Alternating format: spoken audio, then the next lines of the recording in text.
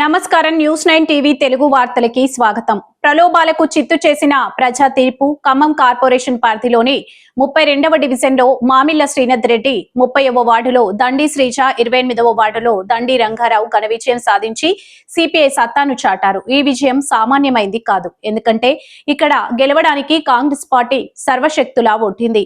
ఏకంగా ఒక మంత్రి రంగంలోకి దిగి ప్రచారం చేసిన రోడ్డు వెడల్పు పేరుతో మీ ఇల్లు కూల్చేస్తామంటూ బెదిరింపులకు దిగిన భారీగా డబ్బు వెదజల్లినా ప్రజలు మాత్రం లొంగలేదు. మీరెన్ని బెదిరింపులు చేసినా మా కష్టాల్లో తోడున్న నాయకులకే మా మద్దతు అని ఓటర్లు తేల్చి చెప్పారు. 40 ఏళ్ల విశ్వసనీయత, ఈ విజయాల వెనుక ప్రధాన శక్తి దండి సురేష్. గత 40 ఏళ్లుగా సిపిఐ పార్టీలో నిబద్ధత కలిగిన నాయకుడిగా పదవులతో సంబంధం లేకుండా ప్రజల కష్ట సుఖాల్లో పాలు పంచుకుంటున్నారు. న్యూస్ 9 ప్రతినిధితో ఆయన మాట్లాడుతూ భావోద్వేగానికి లోనయ్యారు. గెలుపు ఓటములు రాజకీయాల్లో సహజం. అధికారం ఉన్నా లేకపోయినా ప్రజల పక్షాన పోరాడడమే నా సిద్ధాంతం. ఈ రోజు ప్రజలు చూపించిన ప్రేమ నా 40 ఏళ్ల కష్టానికి దక్కిన గౌరవం అని ఆయన పేర్కొన్నారు.